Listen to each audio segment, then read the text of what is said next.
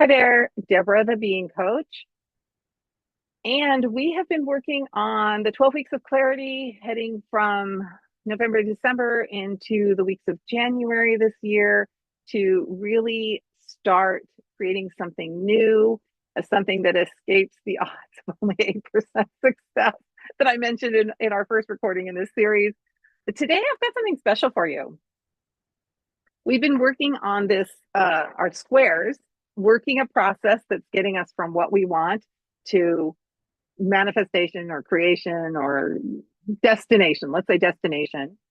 And today I have a fun way of playing with this. Okay. If you've been with me all along, you've decided what you want, why you want it, you've cleared out what got in the way, you've looked at who other people are being, you've looked at your strengths and who you are being that's in harmony with what it is you want. You've looked into who you must be being, and you've even included some of those broader things of habits and patterns and characteristics and even personality. And now this week, I want to set all of that aside just for a moment. We're going to get back to our next square, but just for this moment, I want to do something fun. I want to escape out of the logical headspace and step into the feeling, heartfelt, soul artistry of it all with a little ritual. And here's what I'd like y'all to do today. You don't have to do it right now unless you want to press pause and go get it. Go do it. I want you to get something, a little something. I want you to either get a real seed, or I want you to get a little tiny piece of paper, or I want you to get some sort of a little like stone, get a little stone or something. And I want you to think of it as a seed, think of it as seed. And then I want you to hold it in your hand. I want you to hold that in your hand, put your hand around it. I want you to really think about that. That's a little seed. Now, why this seed and not another seed? You know, a watermelon seed does not grow sunflowers. A sunflower seed does not grow tomatoes. I want you to think about that thing that you want, and I want you to think of this as the seed that will grow that thing you want. Okay? I want you to think of this as, and even if it's just a tiny piece of paper origamied or folded up into a tiny little thing that we're going to bury, I want you to think of that as the seed of what you want. I want you to think about taking the action of planting the seed. I want you to think about our paper with all the squares on it as the nurturing. We're going to get to taking actions. I want you to think about how are you going to care for that seed. The seed does the work. The seed does the work.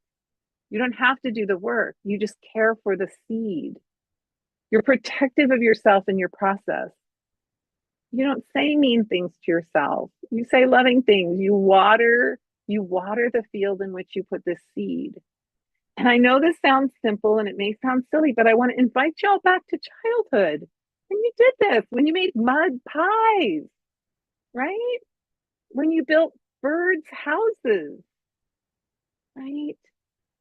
When you planted little crystals in the earth and waited for the magic to happen. Because the magic's here. It's all energy anyway. So I want you to get a seed, a real seed, or a little tiny stone, or a little tiny piece of paper all folded up. I want you to write what you want. That is your seed. And when you plant that seed, many of you have already planted the seed. So this is just going to be more anchoring for it. And it's a fun way to anchor it in your own mind right now. And then I want you to plant that seed today. Ritual. Even our brain actually thinks in metaphors, and our soul thinks in metaphors and dreams and creative processes and imagination and magic. I want you to plant that seed today, and then I want you to think about caring for that seed and hold that question of, how can I care for that seed? Can I be kind to myself when the resistance comes up? Can I be kind to myself when someone else says, well, that doesn't make any sense? Can I be kind to myself when my own mind says, what are you thinking about? Why bother? I hear you, but this is my seed and I'm going to take care of it. Yeah. And I would just love to hear how fun that is for you, what came up for you when you did that. And I hope you enjoy this little sort of sidetrack. It's a palate cleanser from our process with our with our piece of paper. And then when we come back next time, we're going to do square 7, which, just so you know, you're going to really like too. You're really going to like this because I think it's going to fill in the gaps of some of the things that